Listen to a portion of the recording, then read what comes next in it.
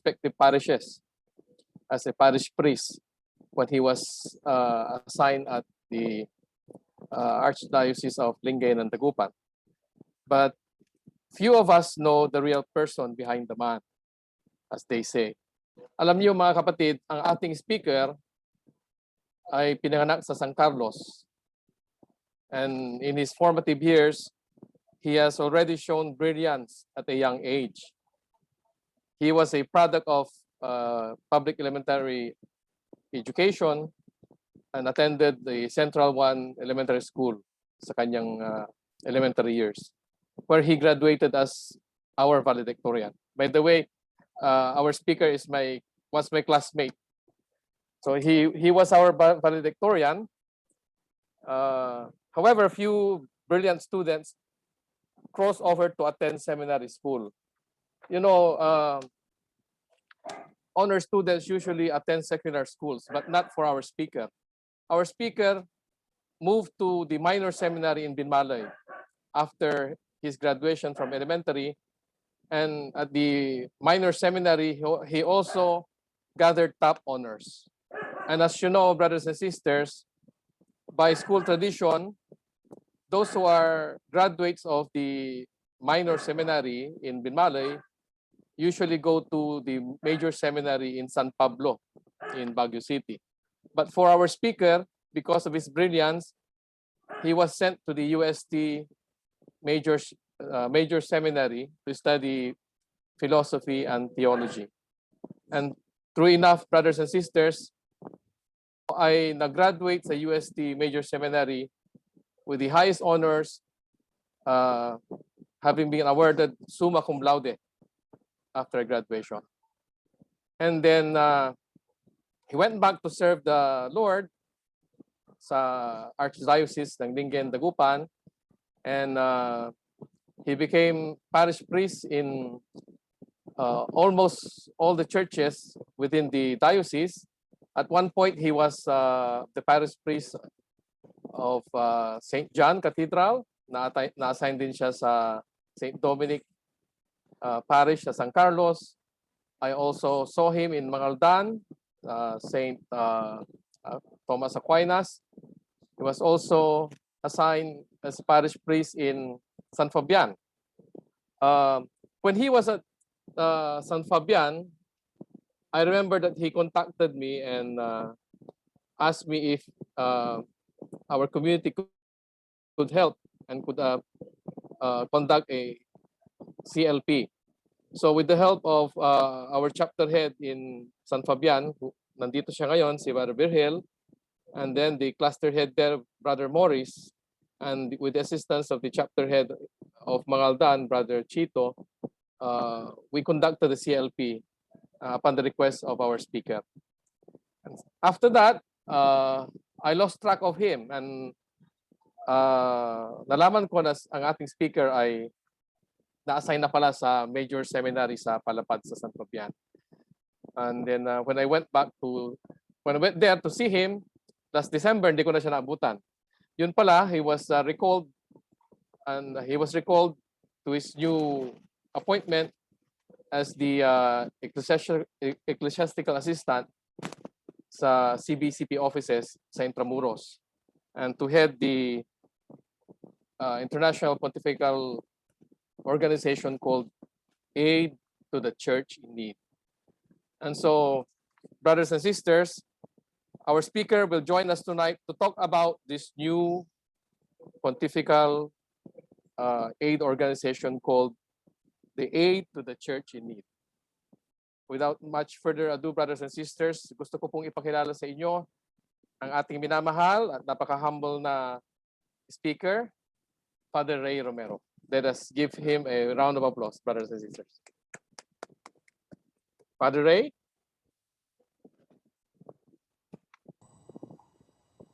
Hello, good evening everyone. Good evening, brothers and sisters.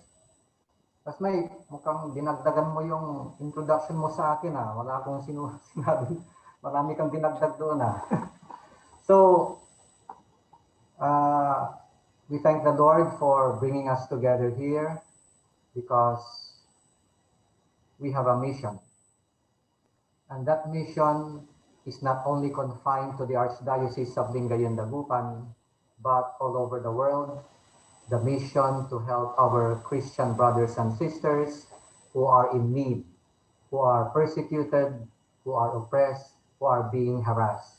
I would like to proceed with my talk with a PowerPoint presentation.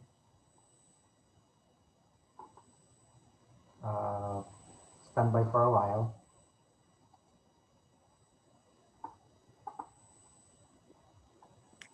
Teka. At ako ay andali lang po.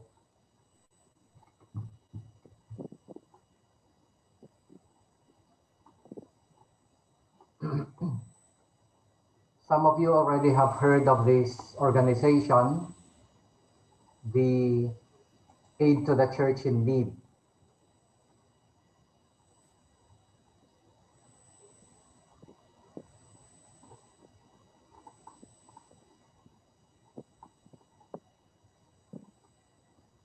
Mukhang nagkakaproblema tayo dito sa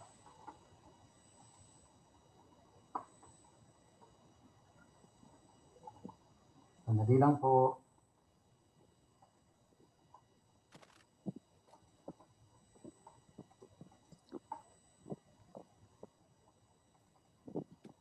I'll just butt in while Father Ray is fixing his PowerPoint. Brothers and sisters, yung mga iba hindi po naka-on yung video. Paki-on yung mga video nyo para makita naman namin yung mga kagandahan nyo at kagapuhan. All 54 of us, that's times 2, that's 108. Paki-on naman yung mga videos.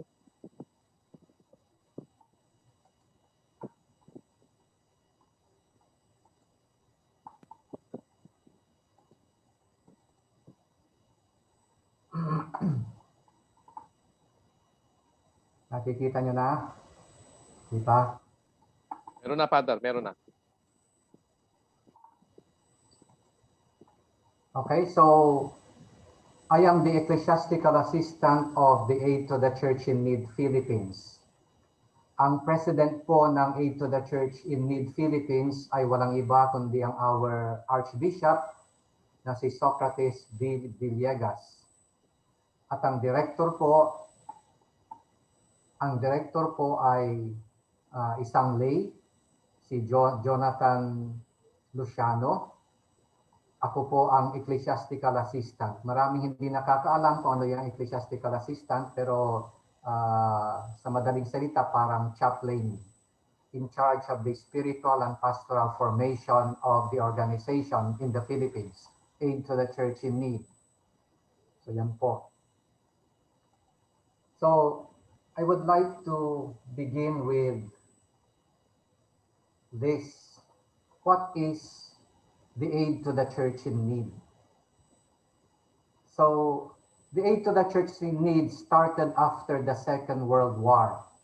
Alam nyo na kapag mayroong gyera, ano ang nagiging epekto ng gyera? Maraming nawawalan ng bahay, nawawalan ng mahal sa buhay, nawawalan ng trabaho, marami ang nadi-displace. Kaya after World War II, nung natalo yung Germany, tapos nasira yung Europe kasi doon ang sentro ng gyera, kasi nga yung Germany gustong sakupin ng buong mundo, kaya doon ang parang battleground, maraming mga tao ang na-displace, naging refugees. They were in need, they were hungry. Kaya they fled to other countries, particularly sa Belgium. Now, in Belgium, may isang pari doon, si Father Berenfried van Straten, that was in 1947, na parang nakita niya yung mga tao, hindi lang walang matuluyan, hindi lang walang makain, kundi walang mapuntahang simbahan para magsimba, magmisa, magdasal. Kaya ang ginawa niya, kumuha siya ng isang malaking van, movable, binuksan niya yung side at mayroong altar sa loob. kapag bubuksan niya yung side ng van, kung saan niya nakita na may maraming tao, doon siya nagmimisa. Bubuksan lang niya yung side at may altar na kaagad, nakakapagsimba yung mga tao. At the same time, besides saying masses for them, humingi siya ng tulong sa mga tao at ibinibigay sa mga nangangailangan, mga damit, mga pagkain. And usually, ang pagkain na binibigay sa kanya ay bacon. Sa atin, malaking bagay yung bacon, pero sa kanila parang tuyo. Kaya ang tawag sa kanya noon ay bacon priest. So nagsimula ito sa Ostpriesthilfen, tapos naging Kirche in Not. Ang ibig sabihin niyan ay aid to the church in need. Now, ano ang pagkakaiba ng ACN sa ibang mga charitable organizations katulad ng Caritas, katulad ng Misyo, at ng iba't iba pang mga charitable organizations, mga Lions Club, Kiwanis Club, at kung ano-ano dyan. So, we can describe ACN simply as a pastoral charity. It is not just a charitable organization, but a pastoral charitable organization. Kapag sinabi nating pastoral, it has something to do with evangelization with the faith, with the spread of the faith. Kaya kung tatanungin niyo ako, anong pagkakaiba, Father, ng Caritas at saka ACN or Aid to the Church in Need? So yung ACN po ay nakasentro sa pastoral need. Pastoral need. Yung spread of the faith, yung evangelization. Tapos in 2011, itong ACN ay hinawakan mismo ng Santo Papa. So as a Catholic aid organization, ACN was elevated to be a pontifical foundation by Pope Benedict XVI in 2011. So this elevation placed the foundation under the Holy Father and under the umbrella of the Vatican. So ACN is a pastoral charity. Pastoral charity is the virtue by which we imitate Christ in his self-giving and service. So ano yung mga commitment ng ACN sa evangelization, sa spread of the faith, or the suffering church? So pakinggan muna natin ito, o panuorin muna natin ito. Los hombres y las mujeres necesitamos de la misericordia de Dios, pero también necesitamos de nuestra misericordia. Necesitamos darnos la mano, acariciarnos, cuidarnos.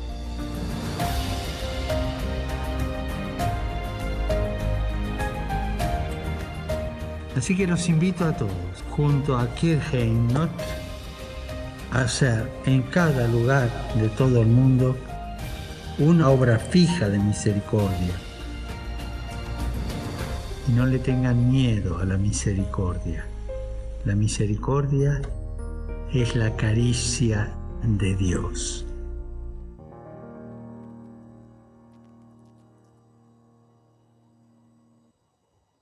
So our work, each year, ACN funds over 5,000 projects in more than 145 countries. Pero alam naman natin to na yung ibang charitable organizations, may mga ganito rin sila.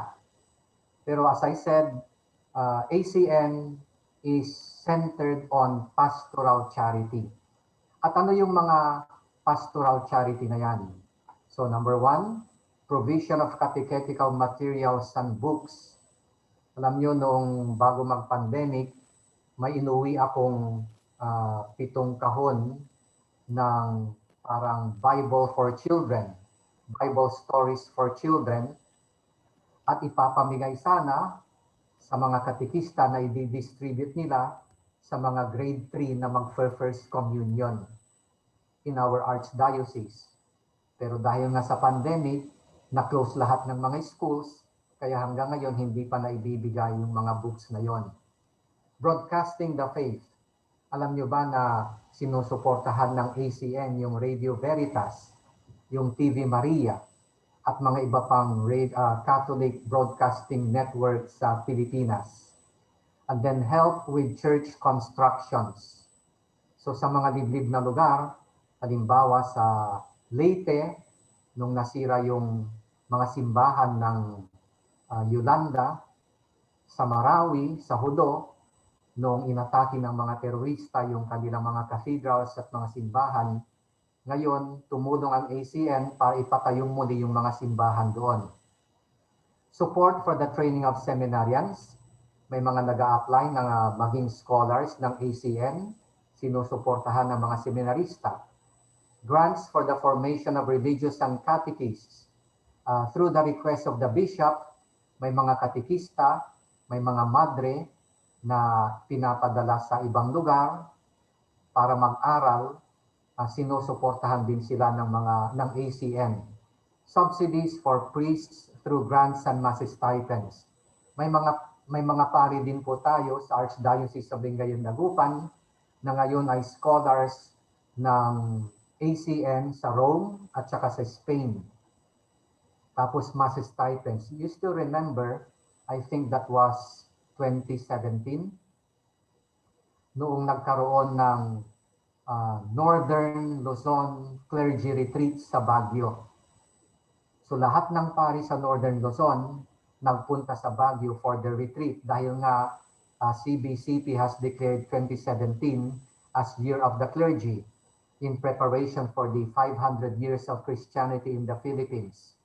Ngayon, para hindi na mahirapan yung mga pari sa kanilang mga gastusin sa retreat na yon, humingi yung president ng CBCP, I think that was Archbishop Villegas then, ng suporta sa ACN. At ang ACN, ang binigay na suporta ay mass stipends. So mga more than 200 priests ang nandoon. At lahat doon everyday kapag nagmimisa may mass stipend, yun ang pinambayad namin sa retreat namin sa Baguio. And then emergency aid to refugees. For example, nung nagkagyera sa Marawi, mga tao tumakbo sa Iligan City. Nung nagkaroon ng Yolanda, sa evacuation center, yun, tumutulong ang ACN doon. And provision of transport for those involved in the mission of the church. Lalo na sa mga liblib na lugar sa Mountain Province, nagpro-provide sila ng motor, nagpro-provide ng 4x4, nagpro-provide ng mga bangka para makarating ang pare sa mga liblib na lugar ng kanyang parokya at makapagmisa, makapag-evangelize. So yan po ang ibig sabihin ng pastoral charity. Sakop lahat po ng mga yan. Yan yung mga madre.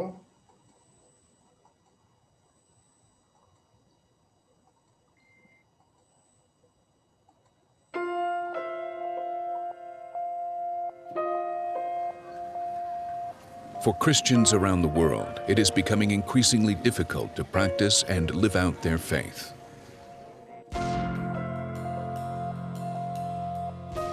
In many places, our brothers and sisters suffer for their love of Christ. The mission of Aid to the Church in Need is to build a bridge of love that enables the suffering and persecuted church to witness their faith and inspire those who help them. Everything began on Christmas Day, 1947, when a 34-year-old Dutch priest, Father Werenfried van Straten, moved by the material and spiritual poverty of 14 million Germans displaced after the war, called on Catholics in Belgium and Holland to help. The plea of this beggar of God released a flood of generosity, proving reconciliation between former enemies was possible. The success of this appeal later enabled him to turn to the needs of Christians suffering severe persecution behind the Iron Curtain. Today, Aid to the Church in Need, or ACN, is a pontifical foundation with an ever-growing international scope, 23 national offices around the world, supporting more than 5,000 project requests annually in over 145 countries. Through these projects, ACN supports the Church in her service of prayer and action to hundreds of millions of people, providing not only a timely response to urgent needs, but also a sign of solidarity with our suffering brothers and sisters in Christ. Nowadays, a huge amount of this help is needed in the Middle East, where the Christian presence is facing an existential threat. The persecution initiated by fundamentalist groups has provoked an unprecedented exodus. ACN is committed to helping these displaced Christians by providing concrete answers to the strong hope and faith that they keep in the middle of this devastating situation. There, and throughout the whole world, ACN helps the construction and reconstruction of church buildings, houses of God worthy of the sacramental life, and where Catholic communities gather to worship, pray, and be strengthened in faith. In fulfilling this work, an essential part of ACN's mission is to inform about this hidden suffering of Catholics in the world.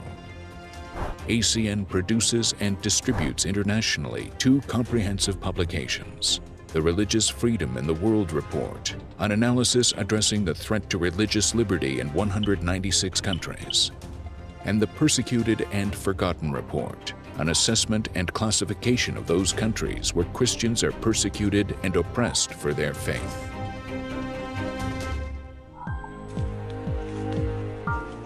In the face of this world, weighed down by unspeakable suffering, one of the most important needs is prayer. ACN supports contemplative sisters, allowing them to open with their prayer for humanity, a powerful wellspring of God's love. Particularly in isolated areas, the active sisters are who take care of those in spiritual or material need. ACN supports more than 12,000 religious sisters each year, helping them fulfill their vocation. ACN also contributes to those priests who keep the faith alive in their communities, but yet live in poverty. Annually, 43,000 of them receive Mass stipends from ACN's benefactors, who request Eucharistic celebrations for their intentions. These testimonies inspire courageous young men to offer their lives to serve the Church. But in poor areas, answering this call is a difficult journey. To alleviate this need, every year ACN supports the formation of approximately 13,000 of these future priests worldwide. Where the faithful cannot go to the Church, ACN helps the Church go to the faithful by providing the necessary transportation for priests, religious sisters, and catechists to minister in the most remote areas. To help teach the gospel, ACN supports the translation, printing, and distribution of more than 51 million copies of the Child's Bible in 190 different languages. For many, this colorfully illustrated catechism is the only book they will ever possess. Aid requests come not only for books, but for Catholic radio and television stations, as well as for the training of qualified staff who are supported by ACN to help spread the gospel in the media. The cross, the sign of God's promise, has guided the pastoral work of Aid to the Church in Need. The vertical beam unites us to God's love, and the horizontal beam in extending this love to our brothers and sisters. It is the cross that has also inspired ACN benefactors to help those who are unable to carry their crosses alone. They are being tested in faith. We are being tested in love.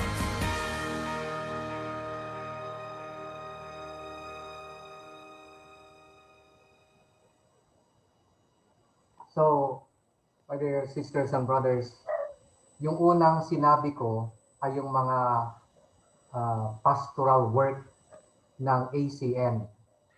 Pero in the pastoral work of ACN, in spreading the faith in evangelization, may mga obstacles tayo. So in our mission for evangelization, our obstacles are heartbreaking. 67% of the world's population suffer violations of religious freedom. This means that 5.2 billion in the world suffer religious persecution.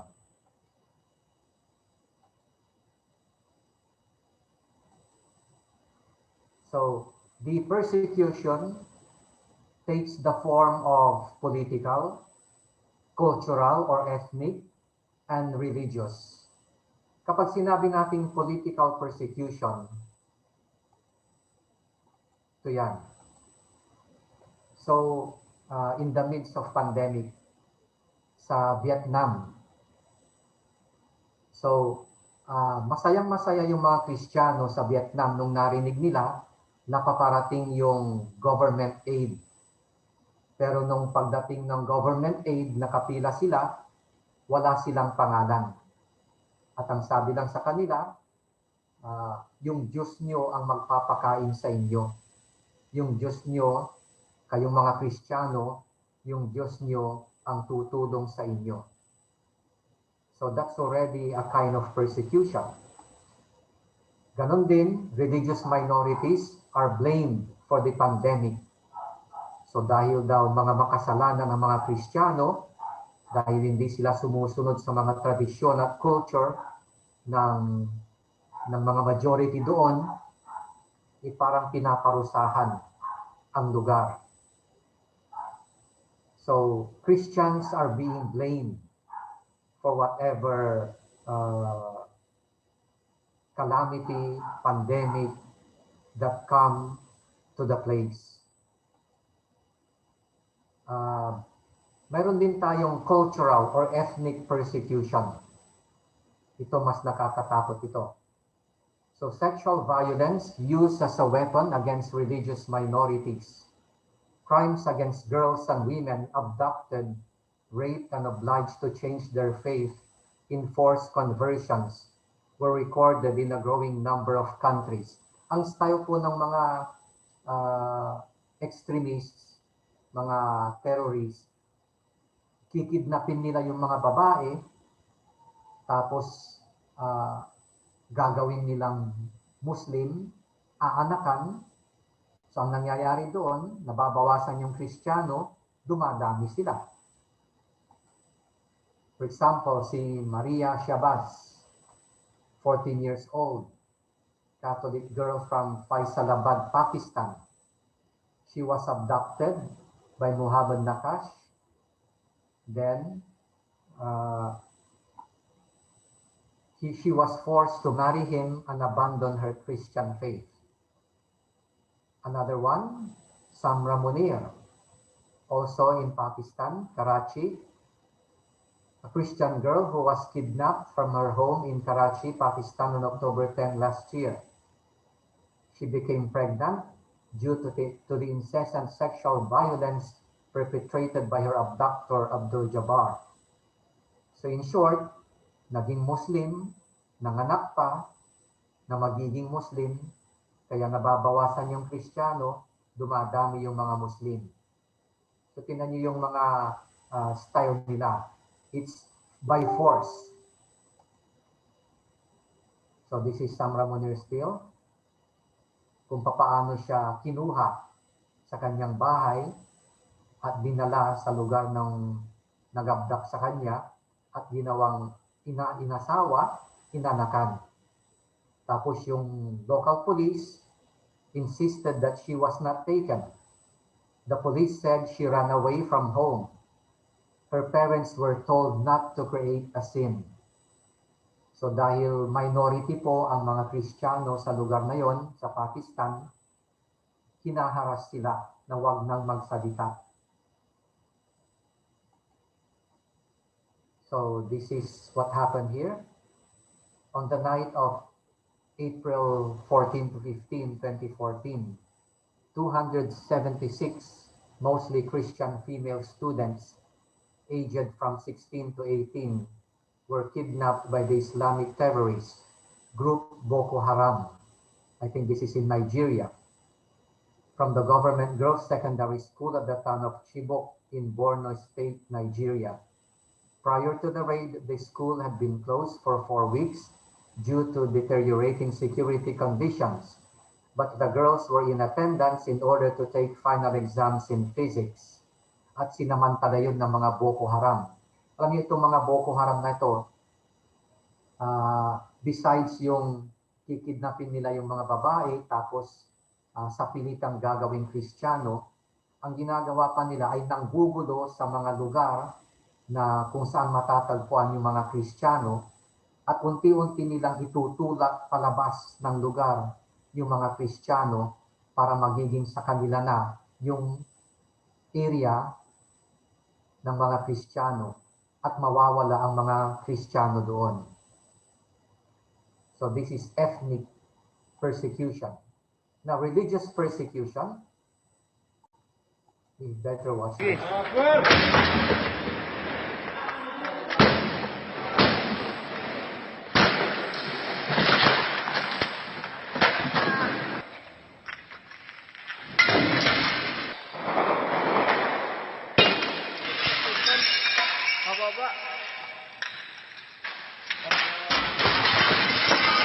Ito po yung sa Marawi. Sige, isa pa.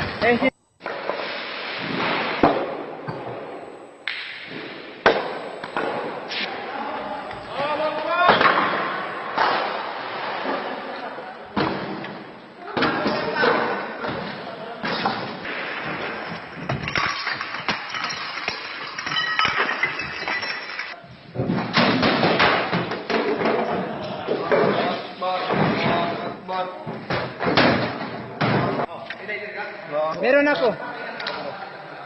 Sige. Meron akong lighter.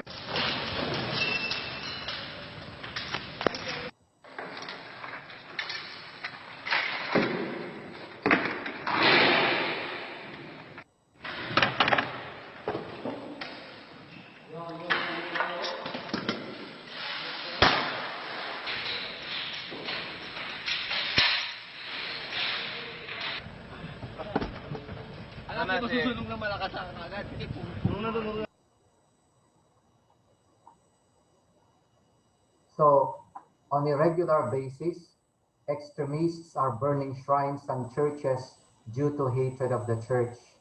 Yung nakita niyo po ay sa Marawi yon. Many civilians have also died because of suicide bombings by jihadists. Siguro maganda na mayroon kami na imbitahang taga Marawi na nagtatrabaho para sa tinatawag nating pagkakaisa para sa kapayapaan ng iba't ibang kultura at religion sa Mindanao. Panoorin po natin, pakinggan po natin siya, matagal-tagal ng konti, mga 10 minutes. It makes me feel to see so many Christians. I live in the place I live in Marawi. I live with 140 Muslims. There are only 3 Christians in the community, in the evacuation center where we live. Thank you, Jomar, for inviting me to come here. The ACN has been helping so much about our mission here there in the whole Lanao region. It's a long way from Marawi City to Dagupan. But I'm not just talking about the distance. It's a very different world, and it took me some time to adjust to the reality after living there from the war until now. In Marawi City, you cannot walk beyond 5 o'clock. Not just the curfew. The curfew, correct, but there are other elements that will come out of the woodwork at 5 o'clock. We don't allow anybody to walk at 5. And that curfew will end at 6 in the morning. So in fact, our Misa de Gallo, our dawn masses, started at 7 or 8 in the morning last Christmas. Sabi ng mga tao, ito na yung dawn mass ng ano na nung araw. We had masses in basketball courts, our cathedral was burned, and kung ano lang bakante na doon kami nagmimisa. With the whole military surrounding us to protect us. But if you go further away from Marawi, you can see the difference. And I feel that there's so much gap between Marawi and Manila and the rest of Luzon. I'm very sad that a lot of people here are not you. Even media. I was very sad the other day when we brought 6 IDP leaders, Maranao leaders, to a press conference in Manila, hosted by the Catholic Bishops' Conference, airing out their grievances. In the middle of the press con, hindi pa tapos ang mga Maranao, tumayo, half of the media tumayo kasi nakarinig sila ng balita na merong press conference si Pia Renata ng Rappler kasi hindi pinapasok sa Malacanang. Tumayo, half of the media left kasi nag-press con ang Rappler, and suddenly the media was talking about itself already. It's sad. But I'm here because we want to bridge the gap, not just between the Muslims and the Christians, but to bridge the gap between Mindanao, Marawi, and the rest of the country. The peace in our place, the peace in Marawi will not benefit the Mindanao alone. It will benefit the whole country. I have seen the blueprint of the Maote, the Peace and Order Committee. When the blueprint was caught, we were given, it was very clear to us. They done Marawi first, and Davao, and then Iligan, and then Cagayan de Oro, and Cebu, and then eventually Manila. If they were not stopped in Marawi, in 2 to 3 years, they were trying to establish a caliphate here in the country. And sometimes the Maranao, and rightly so, you would always say, the reason why people in Manila now are living in peace is because we sacrifice ourselves. In our local church there aims to bridge the gap between what we conceive as a prejudice against our Muslim brothers. Are we persecuted? Yes. We are. But we are not persecuted by Muslims. We are persecuted by ISIS. There's a big difference. Our Muslim brothers there are partners. The Islamic State of Iraq and Syria does not and is not being accepted by many Muslims as a faith organization. It is a terrorist organization. Our experience in Marawi has proven to us that persecution is painful, yes. Our cathedral was burned. Jomar and I visited the cathedral once. He saw beheaded ang aming Maria Auxiliadora, our patron saint. Our cathedral was burned on the first day of the siege. Everyone in our staff was kidnapped. Even the janitor was kidnapped. Father Chito included. But Father Chito became the story, which is sad. But when Father Chito was liberated, they thought everyone was still liberated. Sam, our sacristan, died, hit by a sniper. Weng Weng, who was supposed to graduate this year, died. He was beheaded. 14 of our girls were raped by the men of Isniloy. Yes, we were persecuted there. 78 of our houses were burned by the ISIS because we were Christians. That is the only qualification to be hostage in Marawi. You just have to be a Christian. If you are a Muslim, you're free. In the first 3 days, all they need to ask you is if you can respond to Assalamu alaikum.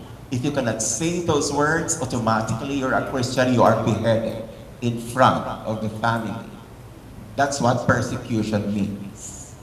I have counted headless bodies through the months. It's painful, true. But persecution also leads to strength. Persecution leads to the propagation of the faith. Yesterday I was talking to the Congress of Families, and I said, when they burned the cathedral and every Christian was so afraid, 120 Christians were hostage by the Maoris.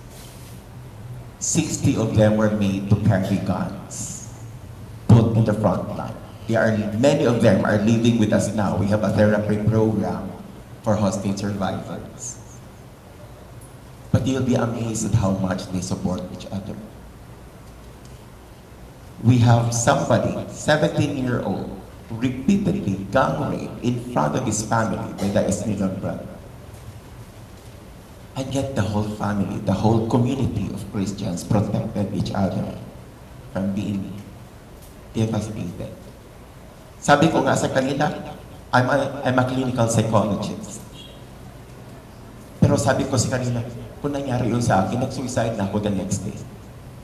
But what they have been through, the bombing. This is our house where we live. This is ground zero. You can see the bombs every day dropping.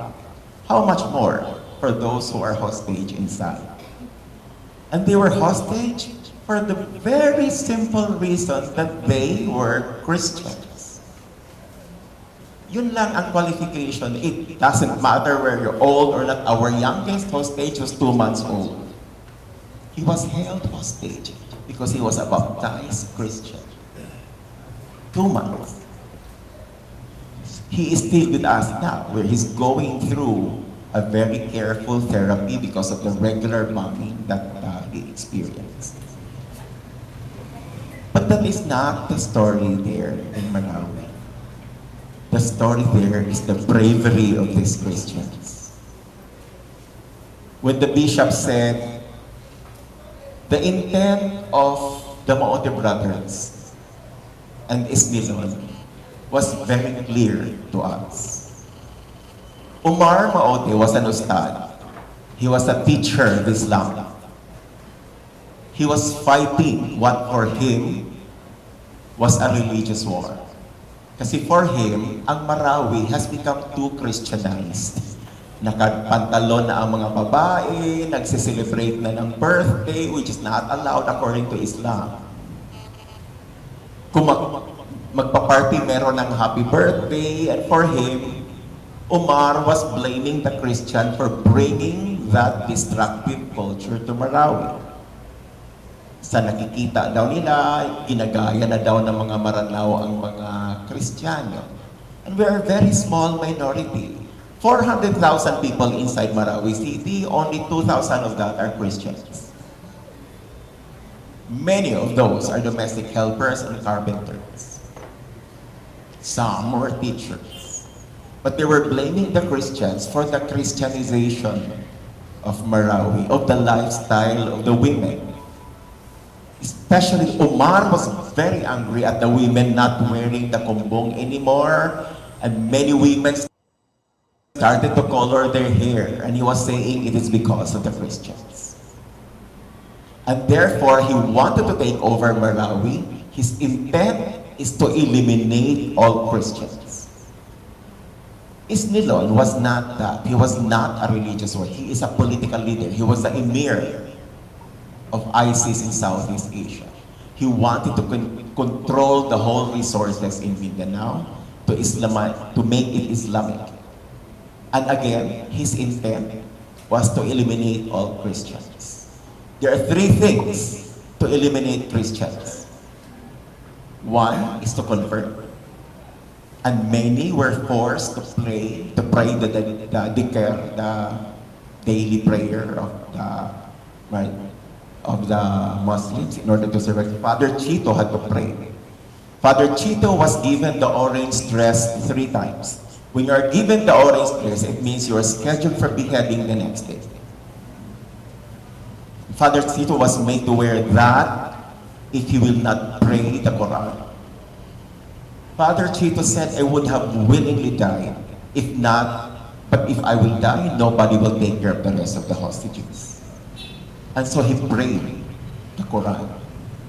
But in his heart, he was telling us, but I was praying 1,000 Our Fathers every day in silence, because the only way for you, even until now, and I am a Marian devotee, I had to pray the rosary. I have to pray the rosary in silence.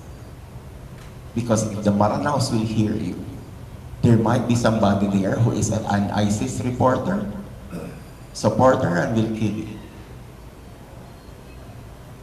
That is difficult, yes.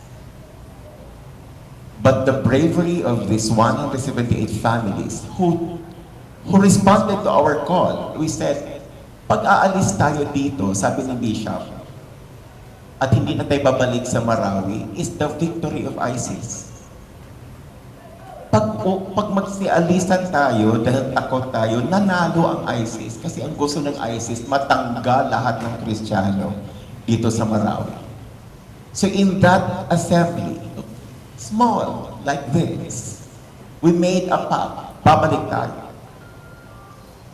178 families returned to Malawi in the heart of the war zone, living in tents. Wala kaming pera pambigay ng bahay. Binigyan namin ng told na until now, they are living in tents. But they are brave enough to withstand and prove to the Muslims, to our brother Muslims, that we will not abandon them. Duyog Marawi is now the largest response organization in Mindanao. We are supported by the whole Catholic Church. We respond to where other organizations like Red Cross cannot go. We work with 140 Maranao young people, social workers. Many of them graduated at the height of the siege. But we survive because of that. It's because of the bravery of these Christian families who are there, who volunteered to help in the rehabilitation process, even if they were persecuted. Our healing process, it's very expensive. The cost of removing a shrapnel is very expensive. Every time I get the bill, I would cry sometimes. I was telling Bishop, I don't know where to get this money. I get the bill for, I had somebody na natamaan ng bomb ang kanyang paan, kailangan niya ng platinum cast, and it was, the basket bill na 60,000. Bishop, I don't know where to get this anymore. But money comes. For God's grace, money always comes. And there are Christians there who are fighting for our faith. And they work with our Maranao brothers in order to establish peace in Mindanao. It is not for our faith only. It is for the whole country that we are there. And I hope they continue to support, especially groups like Aid to the Church in Need, because without them, we wouldn't be able to operate whatever we are doing. So with that, I'd like to say thank you for listening to our story. Thank you very much. So now, what can we do? So sabi natin, yung gawain ng ACN ay pastoral charity. But every now and then, all over the world, even in the Philippines, may mga obstacles. Obstacles sa evangelization, especially in the form of persecution, harassment, oppression. So we ask ourselves, what can we do? Napakaganda nga yung description eh. Yung mga Kristiyano na nandoon sa lugar kung saan sila ay pinapatay, sila ay hinaharas, sila ay ino-oppress, they are being tested in faith. Tayo naman na sitting pretty dito, tayo naman na very peaceful, we can go to any church, any time of the day, walang pumipigil sa atin, wala tayong pangamba na baka sumabog yung simbahan natin, tayo naman ay being tested in love. So they are being tested in faith. We are being tested in love. So how do we let our love go to them?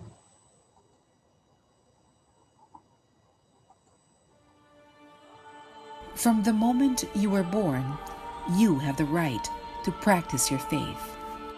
Others died for this right. 3 priests have been killed in 3 separate incidents in less than a week in Mexico. Lumutang ngayon ang videong ito ni Father Teresito Suganov, ang Vicar General ng St. Mary's Cathedral sa Marawi City, na dinukot ng mga teroristang Maute. There was a morning mass here when a group of gunmen stormed the church and started firing.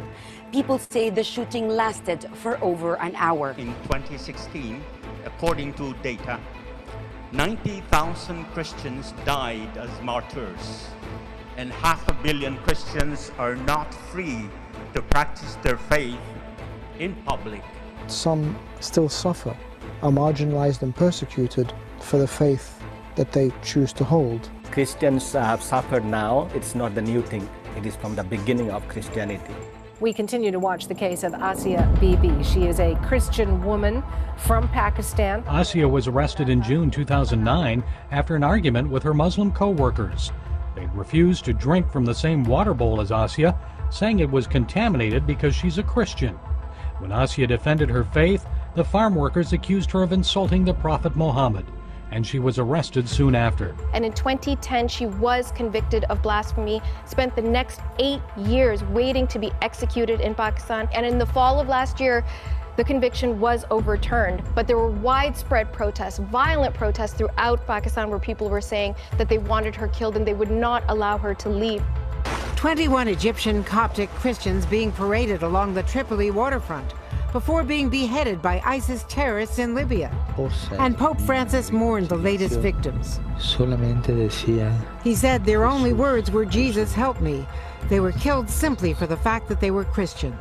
Sa gitna raw ng pag-awit ng Hallelujah sa misa sa Mount Carmel Cathedral sa Holosulu, naganap ang 2 pagsabog sa loob at labas ng simbahan pasado alas 8 ng umaga kanina.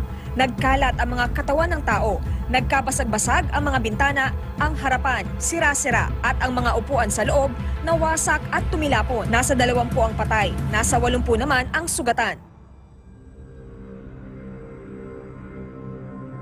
These are just some of the few stories that paint a serious picture of the persecution that Christians are currently facing. According to the Religious Freedom in the World Report, Christianity is the most persecuted religion in the world. Almost 245 million Christians suffer religious intolerance and discrimination in 38 countries. I media non lo dicono perché non è notizia, ma tanti cristiani nel mondo oggi sono beati perché perseguitati, insultati, carcerati.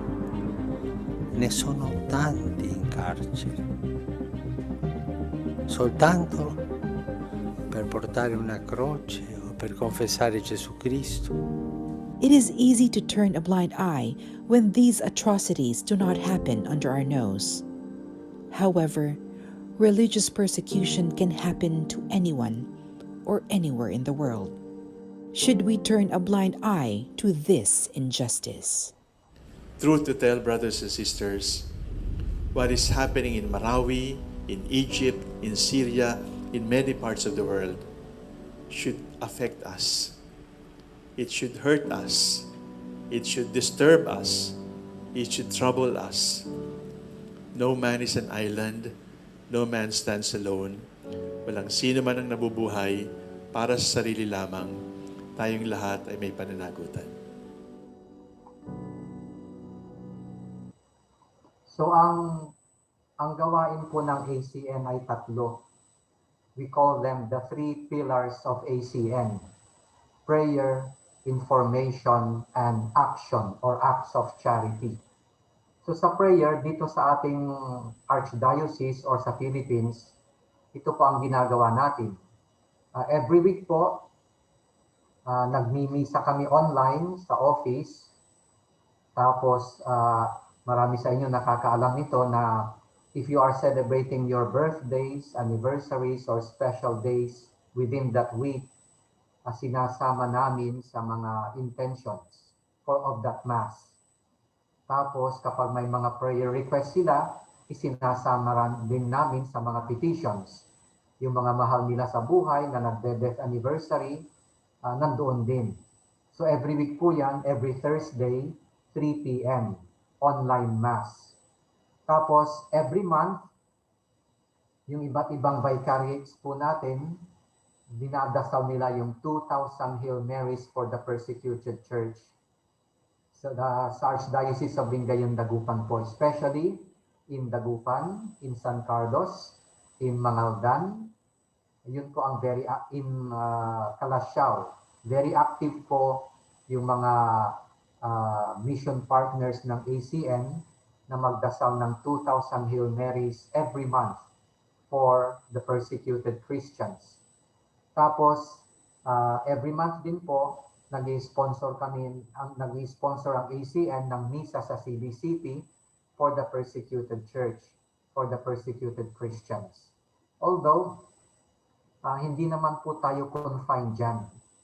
We can add some more devotions or sacrifices for our persecuted brothers and sisters all over the world.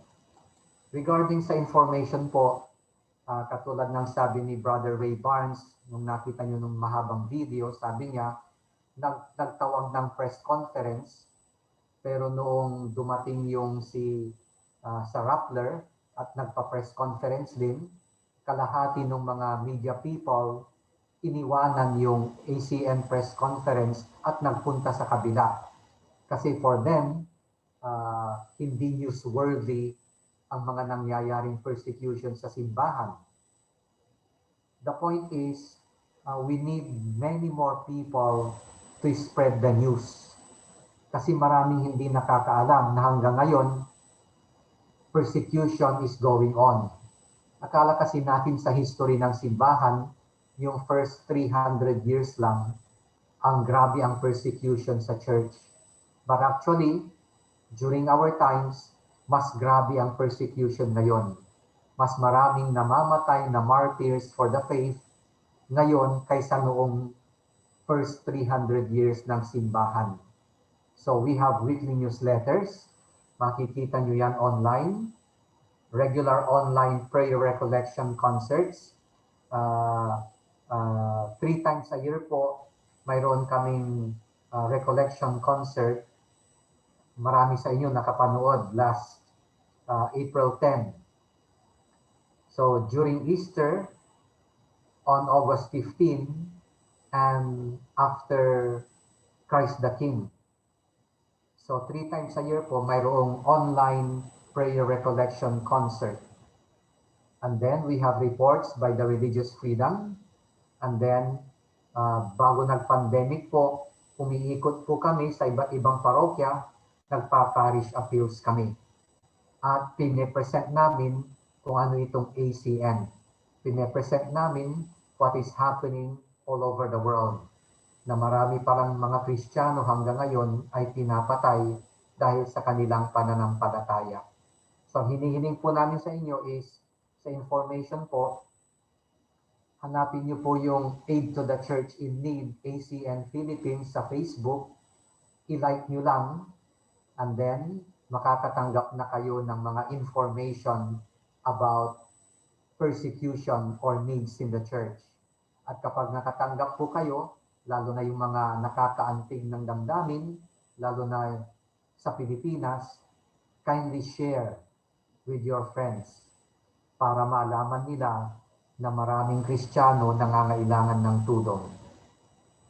And then, for the action, yung mission partners po ay yung mga nag-i-enlist sa ACN para sumama sa amin sa prayer, sa information at sa action.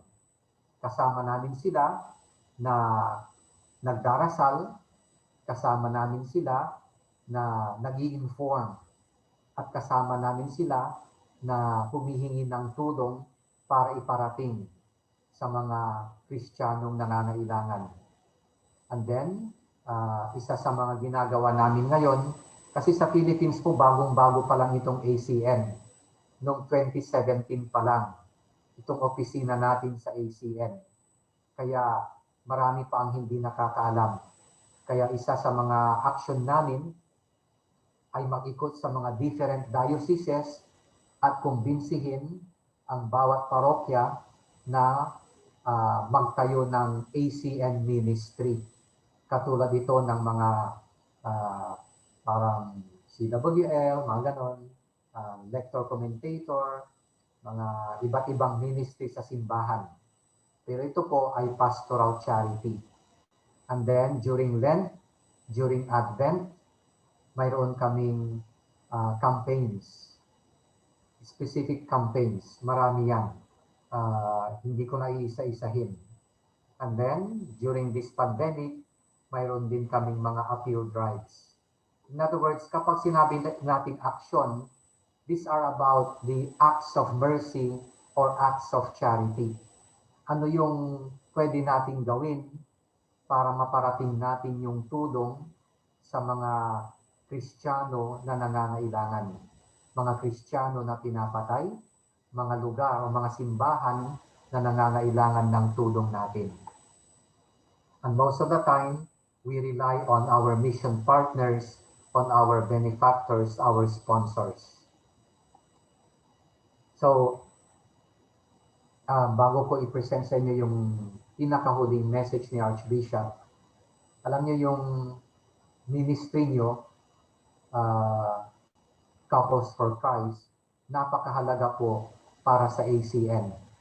Kasi nga sabi dito, our persecuted Christian brothers and sisters are being tested in faith. They are being tested in faith. Samantalang tayo na hindi na persecute, we are being tested in love. Kayo namang mga Couples for Christ, mga members, napakahalaga yung ginagawa ninyo kasi kailangan nating palakasin, maging rooted ang pananampalataya ng marami pang tao, maraming Kristiyano para maging parte ng buhay nila ang ating pananampalataya. Alam niyo yung pagkakaiba ng Muslim at saka ng Kristiyano? Yung sa Muslim kasi, yung kanilang pananampalataya, kultura, at way of life, iisa. Iisa yan. Kaya you cannot separate the faith from the person. You cannot separate the faith from his life. Pero tayo mga Kristiyano, most of us are dichotomized Christians. Napakadali nating paghiwalayin ang ating pananampalataya sa ating buhay. Kaya nga nakakalungkot isipin, wala sanang tamaan pero halimbawa lang ito. For example, in our Congress, bakit yung mga nagpapasa ng bill of divorce, bill of abortion, bill of capital punishment, most of them are Christians. Most of them are Catholics. Nasaan ang pagiging Kristiyano nila? Nagpapanukala ng batas na anti-life. So nakakalungkot na hindi rooted ang ating pananampalatayang Kristiyano sa buhay natin. Kaya nga, isang malaking bagay ang Couples for Christ dahil nga sa inyo, lalong nagiging rooted ang pananampalatayang Kristiyano sa buhay nyo, lalo na sa mga anak nyo, mga maliliit pa, mga young generations pa. Importante na paglaki nila, kahit anong gawin sa kanila, hindi matitinag yung kanilang pananampalataya. Sa totoo lang po, yung mga kapatid natin sa mga lugar na may Christian persecution, marami sa kanila talagang bumabaliktad. Hindi nila kayang panindigan yung kanilang pananampalataya dahil takot mamatay, takot maparusahan, takot magdusa. Kaya most of them abandon their faith. Hindi malalim ang kanilang pananampalataya. Pero may mga mangilan-ngilan na talagang matibay ang kanilang pundasyon. At kahit pahirapan sila, kahit mamatay sila, nagiging matatag sa kanilang pananampalataya. Kaya nga sabi ko, yung gawain ninyo sa Couples for Christ ay napakahalaga para maging matibay ang pananampalatayang Kristyanismo, maging rooted sa buhay ng bawat Kristiyano.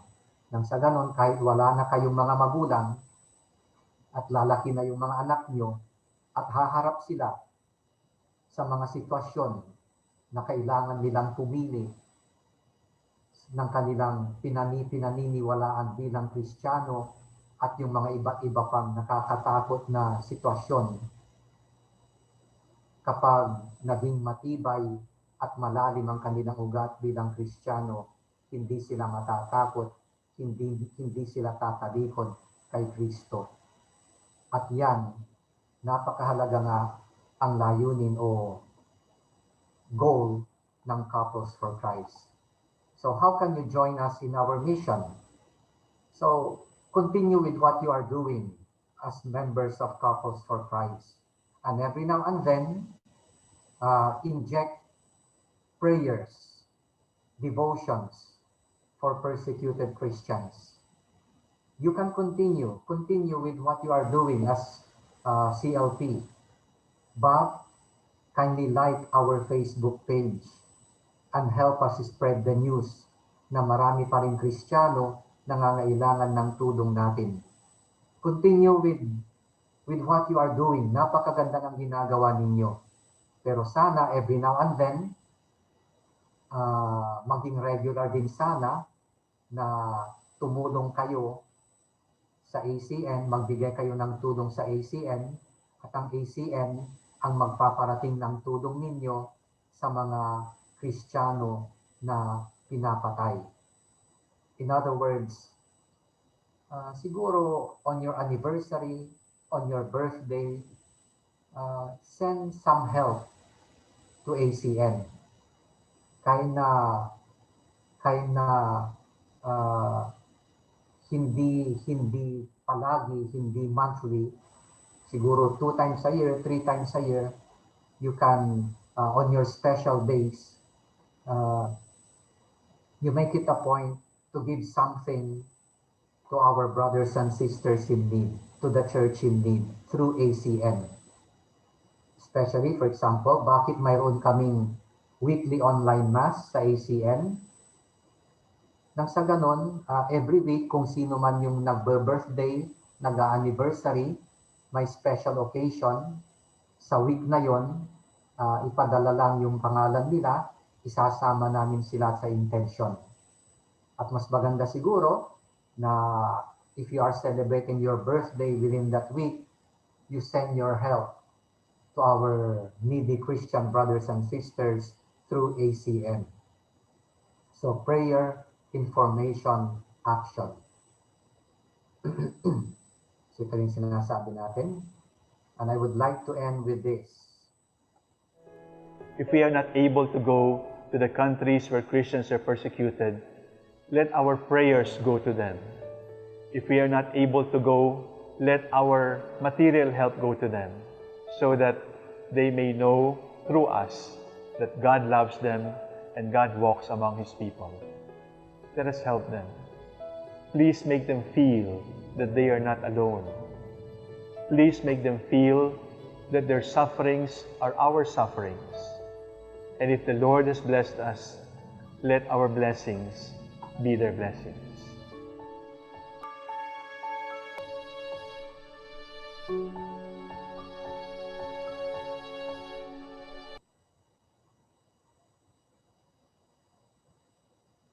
So they are being tested in faith, we are being tested in love.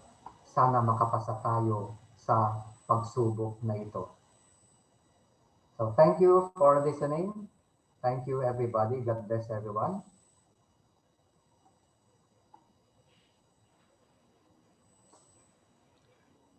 Thank you po, Father Ray. Salamat po. And rest assured po, nakasama niyo po kami sa mission ng ACN.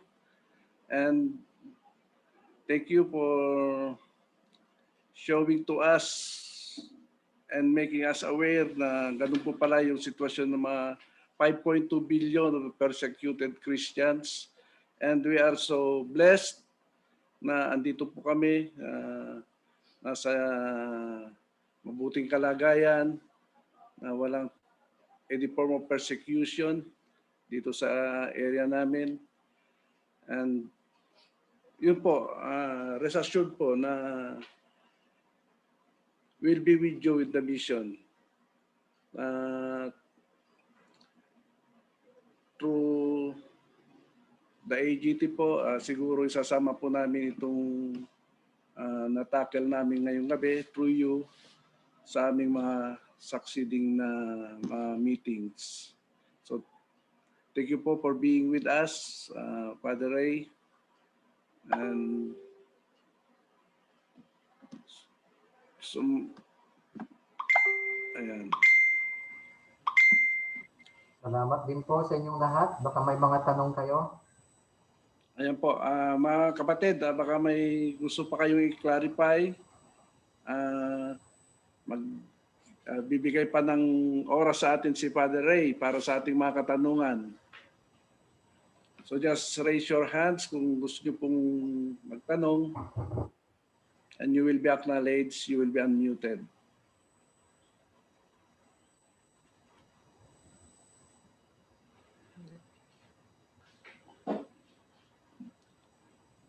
So pwede na po kayo mag-unmute mga kapatid, yung gustong magtanong. Good evening, Father Ray. Baka gusto nyo rin pong ibahagi itong binahagi nyo sa amin in our other provincial CFC ibang lugar. Baka you wish to talk to deliver the talk. We will be gladly endorsing your message, Father. So, online din? Online. Pwedeng kasi iba't iba, may mga teaching sa iba't ibang lugar. If you want to reach them, kung may mga upper household teaching sa ibang probinsya, we could gladly endorse you as their speaker. If you wish. Gustong-gusto po namin yan kasi hanggang ngayon po marami pang hindi nakakaalam sa sitwasyon. Actually, sa Pilipinas po, may mga persecution na rin. Alam niyo ba na nakapagtataka na marami na rin mga Muslim dito sa atin, pero wala tayong ginagawang harassment sa kanila. Pero pag tayo naman ang napunta sa kanila, they make life difficult for us. Isa pang nakakalungkot, Kristiyano, pinipersecute kapwa Kristiyano. Alam niyo na yung nangyari kay Archbishop noon, di ba? Kinasuhan siya dahil nagsasalita. So those are different forms of persecution, pero actually nangyayari na rin po dito. So anytime po, Brother Minik, sabihin mo lang, kasi gusto naming malaman ng marami, lalo na sa Pilipinas, na talagang palala ng palala ang persecution sa simbahan. Yes po, Father. Anyway, nandito naman si Brother Jerry. Pwede naman i-discuss ni Brother Jerry sa regional level ng house. Sige, through our area head, pwede siguro endorse na lang natin para Brother Manny to Brother Bob Peñalosa para buong Northwestern Luzon siguro maging aware po dito sa nakakagulat po Father doon sa na-discuss yun sa amin. At ngayon lang po kami, ang alam po namin yung Marawi lang, pero yung iba mga persecutions ngayon lang po namin nalaman yun. So dapat lang po na malaman ng mas maraming couples for Christ.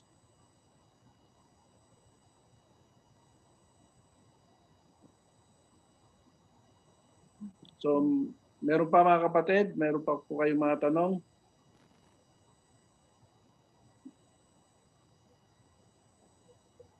Pwede lang po kayong mag-mute and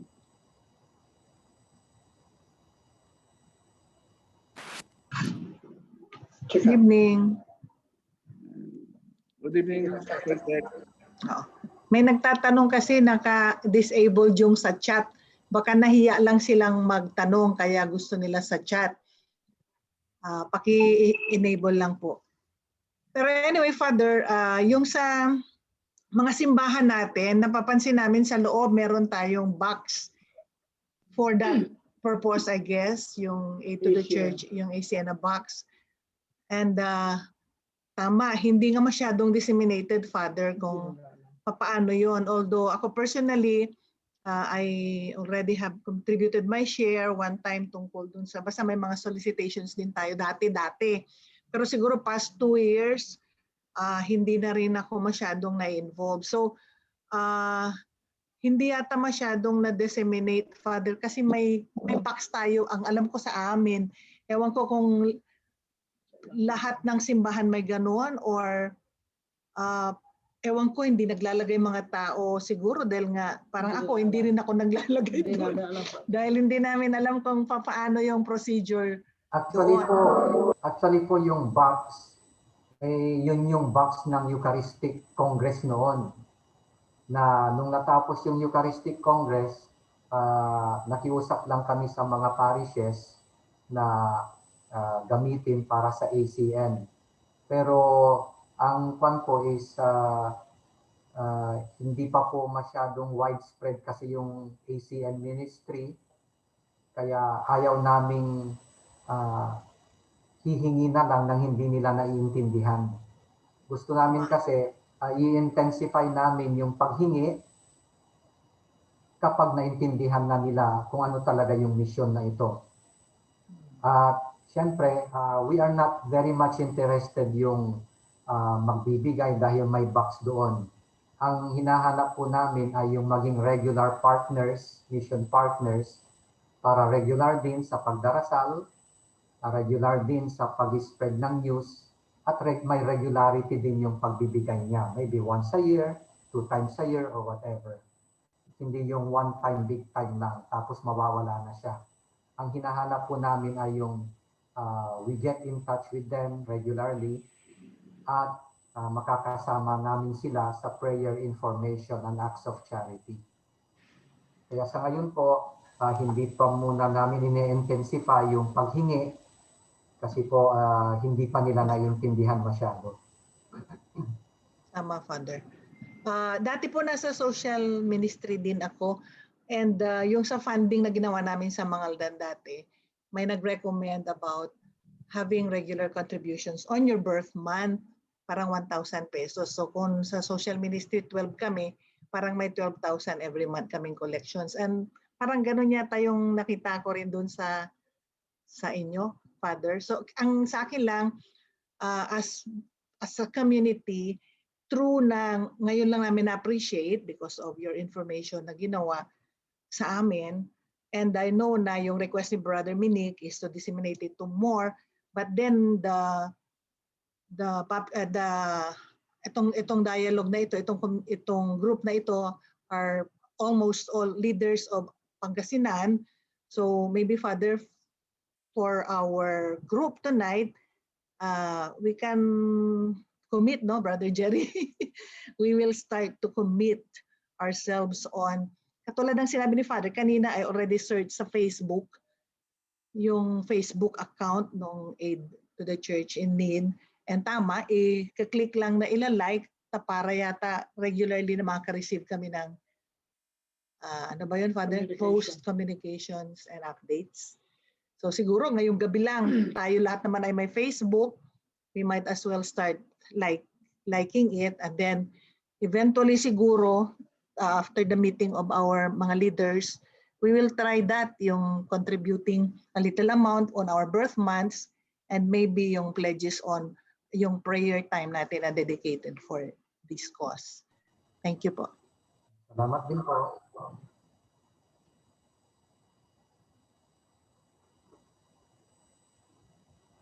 Si Brother Joseph yata meron ding tanong. Raise ka lang yan. Sige po, Brother Toto. Brother Toto. Hindi ako mag-mute na. Oh. Mag-mute kayo. Mag-unmute po kayo, Brother Toto.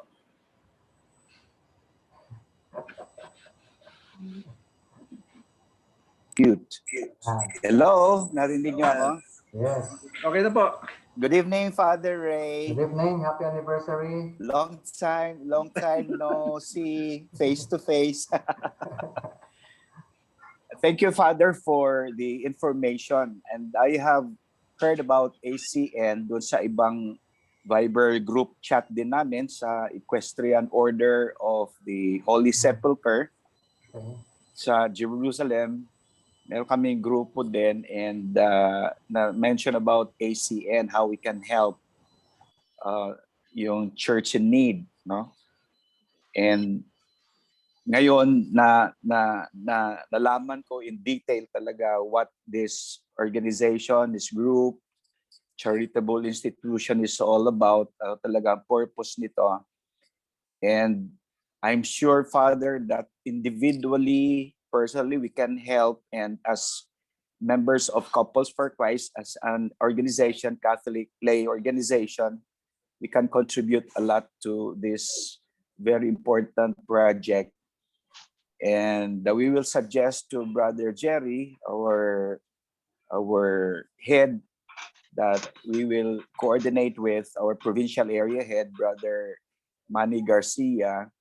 Now we can probably make this topic ACN what it is, kasi marami ding din naintindihan kung ano ito, para makatulong as a community, as an international community, Couples for Christ, makakatulong. But rest assured, Father, that we, my wife Marilee, our family, will support ACN and through Couples for Christ.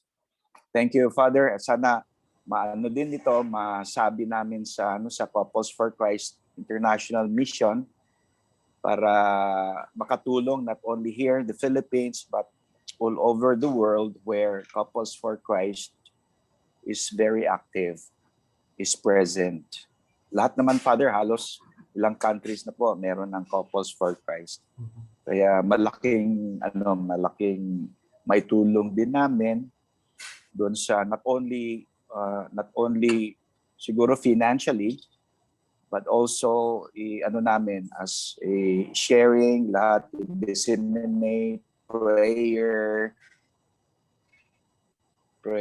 namin for those who are persecuted. And I think dito din sa atin sa Philippines, marami ding mga cases na persecution. Kaya nakita ko doon sa video kanina, I think sa Hulu, Sulu, sa Marawi, sa mga Muslim areas, but not all Muslim brothers are ganon, no? Hindi lang sila, hindi sila majority.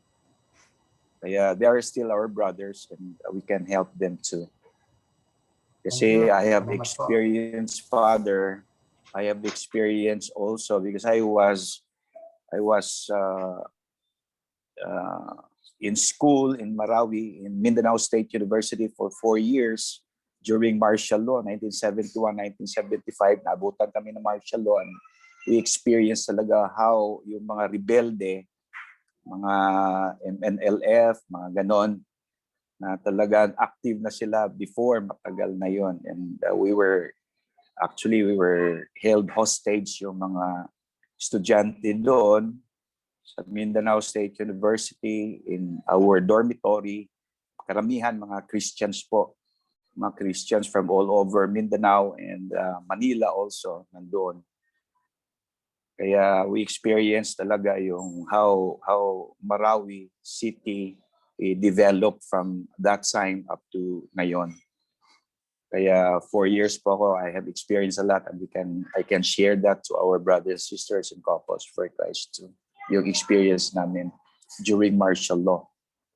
Tsaka yung stage kami for 24 hours. But anyway, thank you, Father, for your time and then explaining to us how important ACN is, how we can help and how we can contribute as members of Couples for Christ and as members of the parish, St. Dominic Parish, dito sa San Carlos City. So thank you, Father.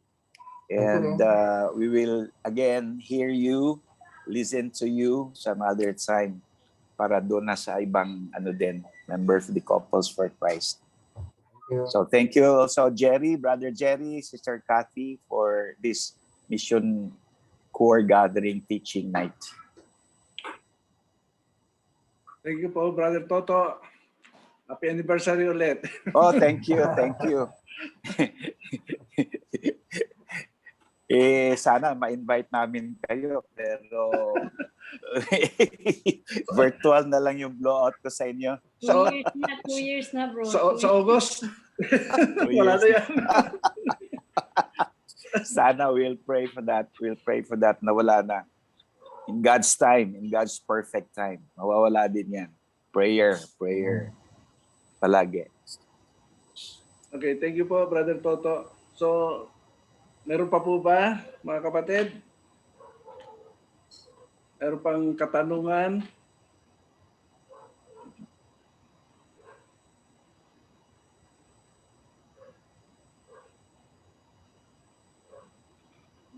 So kung wala na po, siguro kung mayroon pa po kayong parting words, Father or Brother Minik, baka may gusto pa po kayo sabihin.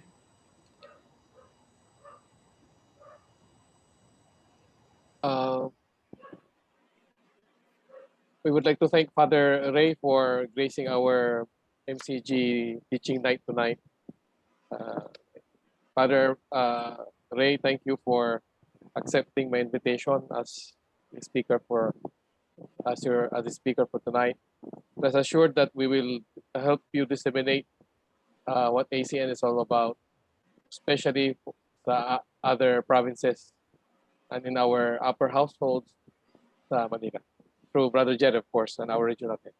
Thank you also.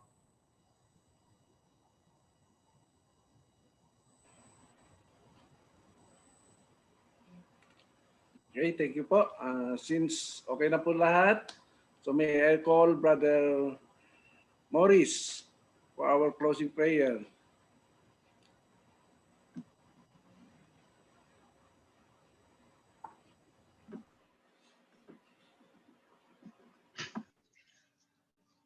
Okay, brothers and sisters, let us feel the presence of the Lord wherever we are. In the name of Father, Son, Holy Spirit. Amen. Heavenly Father, we praise you for the gift of unity the Holy Spirit creates in our CFC community relationship. You place others perfectly in our lives and inspire us, brothers and sisters, to work together with the gift that we have been blessed with. When we look at this MCG teaching night through your eyes, Lord, we see your gifts fostered in us to further your plans. Gracious Father, thank you for making this teaching night successful. As we conclude this teaching night, Lord, we ask you to be with us. Thank you for the lives that you have prepared beforehand for us to touch with your word, Lord. Thank you for your messages and your wonderful time shared. May all the glory and honor come back to you in everything that we do. Dear God, as we finish up this teaching night, we want to express our gratitude to you and to our speaker, Father Ray, and sharers who touch the innermost of our hearts. Father, you've called us to serve others. Help us to serve your people with the love of Christ. Despite the many challenges we face in these times, give us your grace that we may be able to handle these difficulties. Fill our hearts with your love that we may be able to pour it out on other people in the world. Holy Spirit, teach us how to handle different individuals that we'll be dealing with when we get out there. Put the right words in our mouth that we may not say things that will offend others and cause us to sin against you. O Jesus, our greatest healer, We come to you on behalf of the CFC family. We have gone through a lot of challenges and difficulties these times. All these bad experiences have left us wounded and fearful. Jesus, let your healing hand be upon us. Remove bitterness caused by past wounds from our hearts. Relieve us from fear and anxiety, and grant us quiet minds. Mend our hearts and fill us with peace and joy. Lead us in this journey of healing and recovery, and fill us with your light and hope.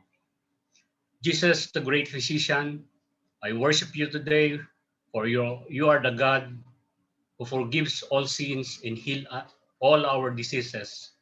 Jesus, some of our brothers and sisters in our CFC community and members of the family have been facing attacks from the enemy in the form of sickness and diseases. Your word says that by your stripes we are healed and protected. We come against every attack from the camp of the enemy, and we command every sickness and disease, this virus, COVID-19, to dry up by its roots. Heal us, dear Jesus, and we shall be healed. For you are the one we praise. We pray for healing, wholeness, and restoration. Let the warmth of your healing love restore us to full health in mind and body. We recall into mind also our departed loved ones and brothers and sisters in the CFC community who has gone into your kingdom ahead of us. We pray also for our brothers and sisters who were persecuted Christians in following you, Lord. Through the power of the Holy Spirit that dwells in us, through our belief in Jesus, our Lord and Savior, inspire our hearts to seek you in your word today. Grow us both individual and together as we seek the peace of your presence. Help us to walk faithfully and fiercely after Christ, reflecting his love. May we always lift our progress up to you, who holds the honor and glory, who we are and what we do. Use our lives, Lord, to reach those who are desperately need to know you, your love them. In Jesus' name. All glory be to the Father, and to the Son, and to the Holy Spirit, as it was in the beginning, is now, and ever shall be, world without end. Without end. Amen. Father, Son. In the name of the Father, and the Son, and the Holy Spirit. Good evening, Father Ray and brothers and sisters. Thank you, Father Ray. We love you. Picture. Picture taking, Kelvin. Picture. Baka, Picture taking. picture taking, Father A. Sige po. Sige po, marami po tayo, nasa 63. Ngiti lang po tayo hanggang sabihin ko po tapos na. Alright. Sige po, 1, 2, 3. Smile lang po. Alright. Next slide. Hindi nyo po alam kung saan po kayo. Page 1, page 2. Sige po. Ating style number 2. Smile. Alright. Next style po.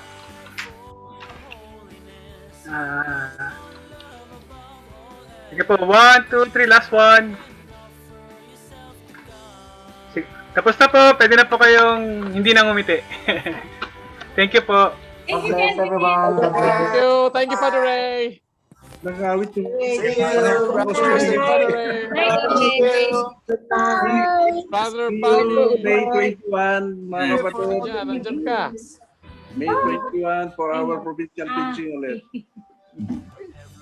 Thank you. Miss you na po lahat. Miss ko na po lahat. Kissing everyone po. Sige po, pwede na po mag-unmute para po magbabay. Thank you for attending, brothers and sisters. Bye-bye. Bye po. Happy anniversary, Brother Kissing Toto, everyone. Sister Marily. Thank you, Brother Vinik. Bye-bye. Thank you, MCG. Ano ka? Love brother.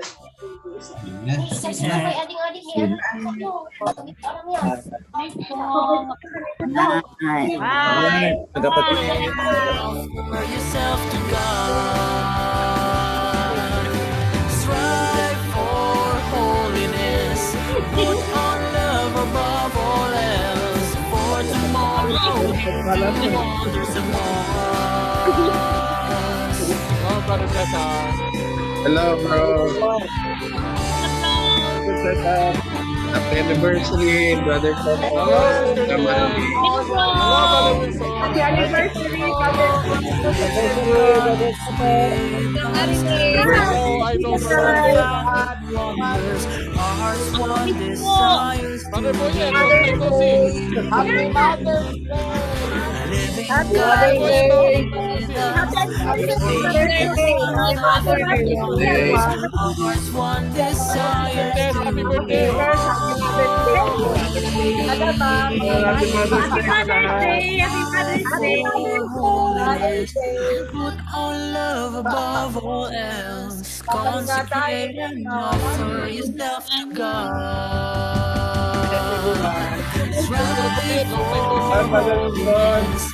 Put on love above all else. Consecrate and offer yourself to Anniversary na. God. Brother Strive Ernie. for holiness. Put Hello, on Brother love Ernie. above all Nasaan si else. Brother For Ron? Carol, Brother tomorrow Bernard, we do wonders Brother Wilson. Thank you, everyone, for the help.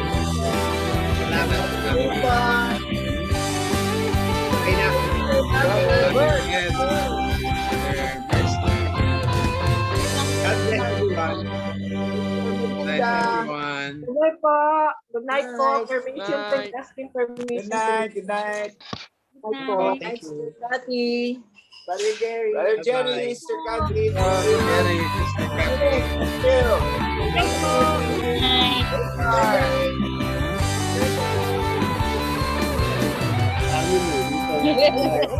We're at the dawn of a new generation.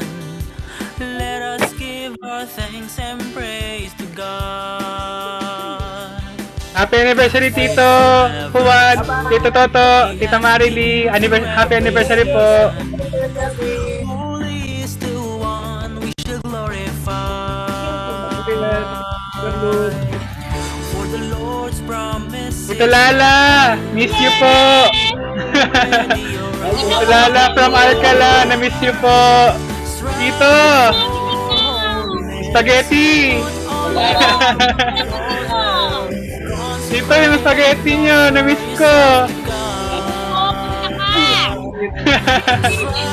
Pag po nakauwi ng Alcala, tita.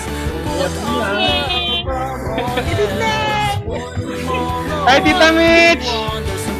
Good evening po, Tita Day! Good evening! Tita Dom! Tita Bert! Good evening po! Yung internet namin. Be courageous, be firm in faith. Keep our eyes on God, we shall overcome. Sige po! Hello po from Santa Barbara! Ang dami niyo po sa Santa Barbara! Perfect unity. Good night po! Good night!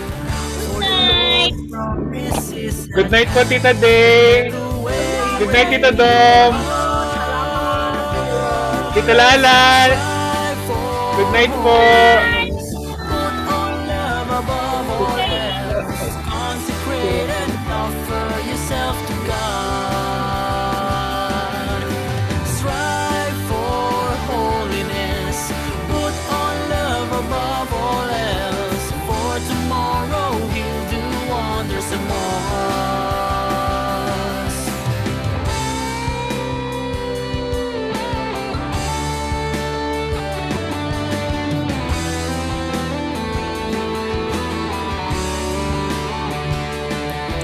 A living God is with us.